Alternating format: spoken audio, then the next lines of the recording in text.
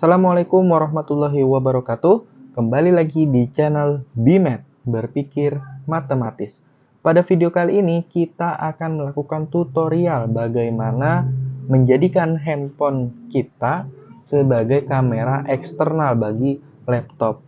Karena kenapa? Karena biasanya tuh kamera laptop itu nggak sebagus kamera handphone kan.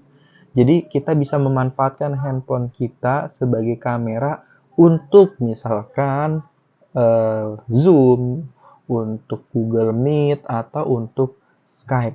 Dan hal ini juga bisa digunakan untuk keperluan-keperluan lainnya. Oke, langsung saja kita mulai. Nah, yang pertama kita harus mendownload aplikasi terlebih dahulu. Jadi, langsung saja buka handphone kalian dan buka aplikasi Play Store-nya. Nah, di sini saya sudah buka handphonenya. Langsung saja buka Play Store dan ketik IP Webcam. Nah, lalu pilih yang paling atas. Setelah itu, kita langsung saja ya install aplikasi. Sambil menunggu, kita buka juga Chrome kita di laptop. Oke, kita buka aplikasi Chrome-nya. Kemudian bisa langsung tuliskan di atasnya itu adalah OBS Studio. Nah, bagi teman-teman yang belum download OBS Studio, bisa silahkan download OBS Studio. Nah, di sini ada pilihan Windows, Mac OS, dan Linux. Karena saya menggunakan Windows, maka saya pilih Windows, dan di sini langsung ke download otomatis ya teman-teman di pojok kiri bawah. Oke, setelah teman-teman install aplikasi OBS Studio-nya, teman-teman bisa langsung buka dan di pojok kiri bawah itu ada tanda plus ya. Bisa diklik. Nah, teman-teman di sini bisa ganti namanya. Setelah teman-teman mau ganti apa, di sini saya ganti juga namanya. Oke, kemudian klik OK. Dan di bagian sumber atau source, teman-teman juga klik positif lagi ya. Klik positif. Cari Pramban. Nah, karena di sini saya pakai bahasa Indonesia, jadi tulisannya Pramban. Nanti teman-teman sesuaikan aja ya. Nah, di bagian URL ini teman-teman harus isi. Nah, isinya apa? Nah, di sini saya buka dulu notepad saya. Nah, isinya ini nih. Ini kan ada IP webcam. IP webcam, jadi kita harus membuka aplikasi IP webcamnya terlebih dahulu. Oke, langsung buka aja aplikasi IP webcamnya. Kemudian teman-teman scroll ke paling bawah. Nah, di paling bawah ini ada tulisan Start Server. Ya, langsung teman-teman klik Start Servernya. Nah, di sini kan muncul ya, ada IPv4. IPv4 ada dua, ada yang HTTP, ada yang HTTPS. Teman-teman ambil yang HTTP tanpa S. Lalu input di bagian tengah ini ya, HTTP, masukkan kodenya.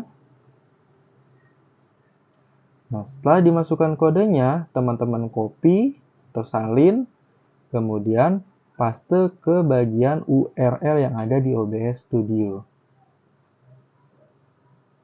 Dan klik OK. Nah, kita tunggu. Oke. Dia langsung connect ya, teman-teman. Di sini langsung connect, bisa kita zoom dulu. Langsung connect ke handphone kita. Jadi, handphone kita sudah menjadi kamera eksternal. Lalu bagaimana menghubungkannya dengan Zoom, dengan Google Meet? Nah, jadi untuk menghubungkannya itu, di sini teman-teman klik yang namanya mulai virtual kamera. Bisa diklik dan langsung buka aja aplikasi Zoom-nya. Setelah dibuka aplikasi Zoom-nya, nah di pojok kiri kan itu ada buat off cam on cam. Nah di pojoknya itu ada panah ke atas, teman-teman bisa klik. Nah di sini ada beberapa kamera. Teman-teman kalau misalkan yang OBS virtual kameranya belum kecentang, silahkan centang dulu. Setelah dicentang, bisa dinyalakan kameranya, dan kita lihat bersama-sama. Oke, jadi Zoom kalian sudah menggunakan kamera dari handphone kalian. Lalu bagaimana dengan Google Meet? Sama, kita buka Google Meet-nya. Kemudian kita klik titik 3, pilih setting atau pengaturan. Nah, di bagian ini klik video. Video sama seperti tadi, kalau misalkan teman-teman belum OBS virtual kamera, pilih OBS virtual kameranya terlebih dahulu. Setelah itu bisa teman-teman silang, langsung nyalakan aja kameranya. Di sini kita tunggu ya, agak nge-lag. Nah, sama. Google Meet teman-teman juga sudah menggunakan kamera eksternal sama seperti Zoom tadi. Jadi gimana teman-teman? Semoga bisa diikuti ya, walaupun sedikit cepat gitu. Semoga bisa diikuti dan semoga dapat bermanfaat untuk teman-teman semua. Silahkan digunakan untuk keperluan teman-teman, untuk membuat video pembelajaran, dan sebagainya. Mungkin hanya itu yang dapat saya sampaikan, kurang lebihnya mohon dimaafkan. Wassalamualaikum warahmatullahi wabarakatuh.